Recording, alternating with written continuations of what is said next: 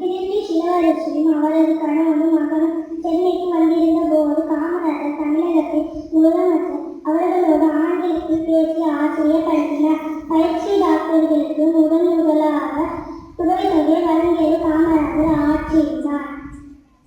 காமராஜர் விருதுநகரில் இருந்து சென்னைக்கு கொண்டு வந்த ஒரே சொத்து ஒரு சிறிய இரும்பு ரங்கு பெட்டிதான்.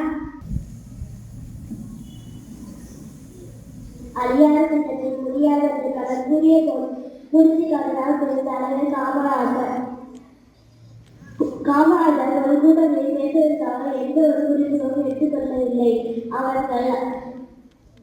அவற்றை மிக எளிமையாக பேசுவார்.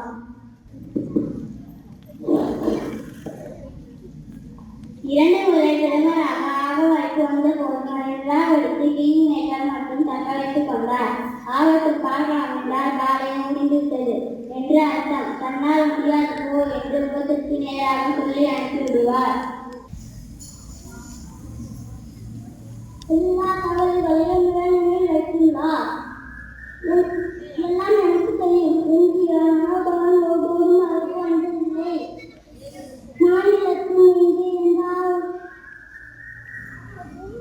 மாநிலத்தின் எங்கே என்றால் ஓடுகிறது. எங்கே என்ற ஊரில் யார் முக்கியமானவர்கள் எல்லாம் அவருக்கு தெரியும். அரசு கோப்புகளை மிகவும் கவனமாக படிப்பார்.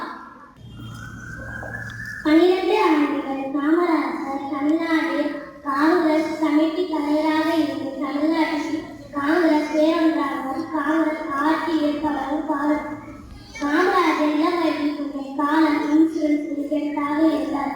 பின்பு அதை விட்டுவிட்டார். காமராஜர் புகழ் இந்திய மட்டுமின்றி உலகமெங்கும் பரவியது. அமெரிக்காவும் ரஷ்யாவும் அவரை தங்கள் நாடுகளுக்கு அரசு விருந்தாளியாக வர வேண்டும் என்று வேண்டுகோள்கள் விடுத்தன.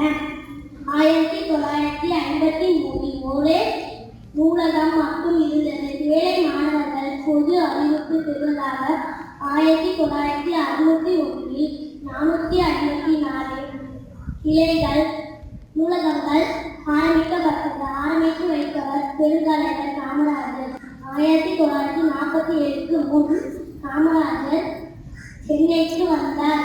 ரிப்பன் மாளிகையின் எதிரில் ரயில்வே பாதை ஒட்டியுள்ள ஓட்டல் எவருக்குத்தான் தங்குவது வழக்கம். ஒரு நாளைக்கு 2 ரூபாய் தான் வாடகை. காமராஜர் தனது ஆடைகளை தானே துவைத்திருப்பார். பாரதியார் பக்தர். காமராஜர் தன்னோடு பாரதியார் தலைமையிலே வைத்திருப்பார்.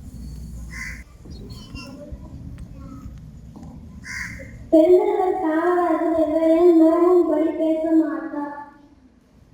காமராஜர் பாஷையால் 1954 18 லட்சம் சிறுவர்கள் மட்டுமே படிக்கும் நிலை மாறி 1961 34 லட்சம் சிறுவர்கள் படிக்கும் நிலை ஏற்பட்டது. காமராஜர் தன்னிலே வரும் உதவியாளர்களுக்கு மிக அக்கறை காட்டுவார். பெருந்தலைவர் காமராஜரின் 1ஆம் ஆண்டு நினைவு நாளுக்கு 15/7/1926 இந்திய அரசு 25 காசு காபாக்களை வெளியிட்டது. நன்றி.